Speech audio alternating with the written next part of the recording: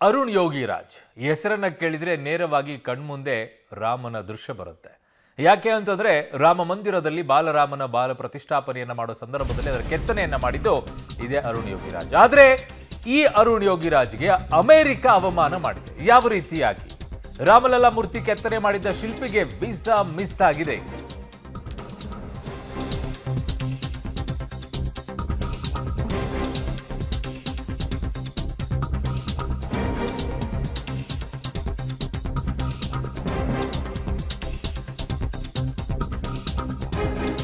ದೇವಶಿಲ್ಪಿ Arun ಯೋಗಿರಾಜ್ಗೆ America ಅವಮಾನ ಮಾಡಿದೆ. ರಾಮಲಲ್ಲಾ ಮೂರ್ತಿ ಕೆತ್ತನೆ ಮಾಡಿದ ಶಿಲ್ಪಿಗೆ ವೀಸಾ ಮಿಸ್ ಆಗಿದೆ. ಈಗ ವೀಸಾ ಕೊಡಲು ನಿರಾಕರಿಸಿದೆ ಅಮೆರಿಕ. ಅಕ್ಕ ಸಮ್ಮೇಳನಕ್ಕೆ ಹೋಗಬೇಕಾಗಿದ್ದ ಅರುಣ್ ಯೋಗಿರಾಜ್ ಯಾಕೆ ಈ ಪರಿಸ್ಥಿತಿ ಆಯಿತು? ಉದ್ದೇಶಪೂರ್ವಕವಾಗಿನ ಅಥವಾ ಸಮಸ್ಯೆ ಏನಾದರೂ ಆಗಿತ್ತಾ? 2 ತಿಂಗಳಿಂದ ಹಾಕಿದ್ದಾರಂತೆ. ಈ ತಿಂಗಳ 10ನೇ ತಾರೀಕಿಗೆ ವೀಸಾ ರಿಜೆಕ್ಟ್ ಆಗಿದೆ ಅಂತಿದ್ದಾರೆ. ಆಗಸ್ಟ್ 30ರಿಂದ ವಿಶ್ವ ಕನ್ನಡ ಸಮ್ಮೇಳನ ನಡೀತಾ ಇತ್ತು. ಅದಕ್ಕೆ ಅವರನ್ನ ಕರೆದಿದ್ರಲ್ಲಿ.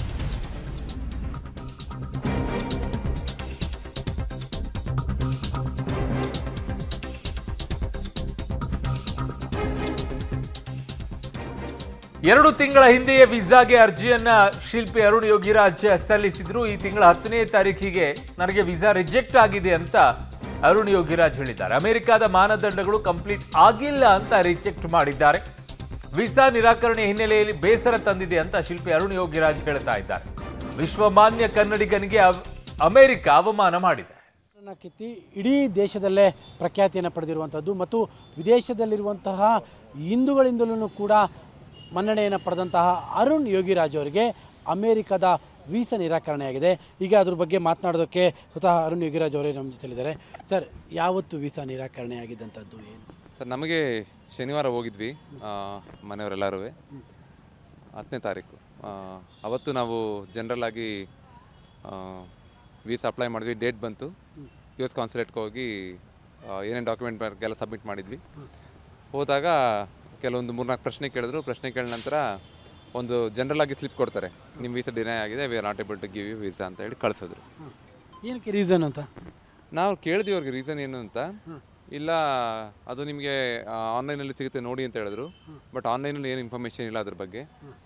ಆಮೇಲೆ ಮತ್ತೆ ಇನ್ನೊಂದು ಸ್ವಲ್ಪ ಜಾಸ್ತಿ ಮಾತಾಡೋಕೆ ಹೋದಾಗ, ಇಲ್ಲ ಯು ಕ್ಯಾನ್ ಗೋ ನಾವು ಪ್ಲೀಸ್ ಅಂತ ಹೇಳಿದ್ರು. ಅದಕ್ಕೆ ಇನ್ನೆಂತ ಇದು ಕೇಳೋದು ಅಂದ್ಬಿಟ್ಟು ನಾವು ಹಂಗೆ ಬಂದ್ವಿ ವಾಪಸ್.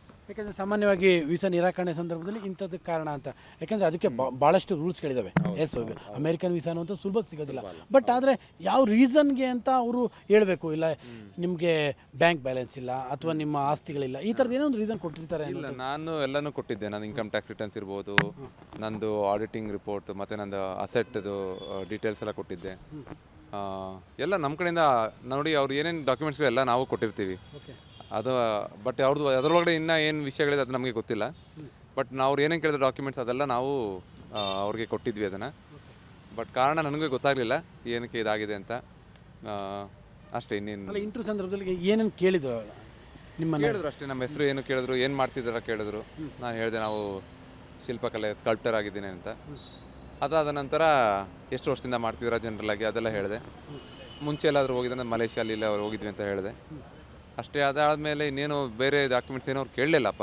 ನಂದು ಆ್ಯಕ್ಚುಲಿ ನಾವೆಲ್ಲ ತೊಗೊಂಡೋಗಿದ್ವಿ IT ರಿಟರ್ನ್ಸ್ ಎಲ್ಲನೂ ಇಟ್ಕೊಂಡು. ಬಟ್ ಕೇಳಲಿಲ್ಲ. ಇಲ್ಲ, ಡಿನೈ ಮಾಡಿದ್ದೀವಿ ಅಂತ ಹೇಳಿ ಒಂದು ಜನರಲ್ ಆಗಿ ಒಂದು ಸ್ಲಿಪ್ ಕೊಡ್ತಾರೆ, ಅದನ್ನು ಕೊಟ್ಟು ಕಳಿಸ್ಕೊಟ್ರು. ಈಗ ನೀವು ಯಾವ ಪರ್ಪಸ್ಗೆ ಅಮೆರಿಕಕ್ಕೆ ಹೋಗಬೇಕು ಅಂತ? ನಮಗೆ ಅಲ್ಲಿ ಒಂದು ಅಕ್ಕ ಸಮ್ಮೇಳನ, ನಮ್ಮ ಕನ್ನಡಿಗರು ಇರುವಂಥ ಒಂದು ಮಾಡಿರುವಂಥ ಒಂದು ಆರ್ಗನೈಸೇಷನ್ 98ಅಲ್ಲಿ ಫಾರ್ಮೇಷನ್ ಆಗಿದೆ. ಅಲ್ಲಿ ಸರಿಸುಮಾರು 2 ಲಕ್ಷಕ್ಕಿಂತ ಜಾಸ್ತಿ ಕನ್ನಡಿಗರಿದ್ದಾರೆ ಅಂತ ಹೇಳಿದರು. ಅವರು ಪ್ರತಿ ವರ್ಷ ಈ ಥರ ಕಲಾವಿದರಿಗೆ ಒಂದು ಸನ್ಮಾನ ಮಾಡಿದ್ದಾರೆ ಎಷ್ಟೊಂದು ಜನಕ್ಕೆ. ಈ ವರ್ಷ ನನ್ನನ್ನು ಮುಖ್ಯ ಅತಿಥಿಯಾಗಿ ಕರೆದಿದ್ದರು. ಇದು ಫಸ್ಟ್ ಟೈಮ್ ಒಬ್ಬ ಸ್ಕಲ್ಪ್ಟರ್. ಮತ್ತು ಸಹ್ಯಾದ್ರಿ ಸಂಘ ಅಂತೇಳಿ ಅಲ್ಲೊಂದು US ಆರ್ಗನೈಸೇಷನ್ ಇದೆ.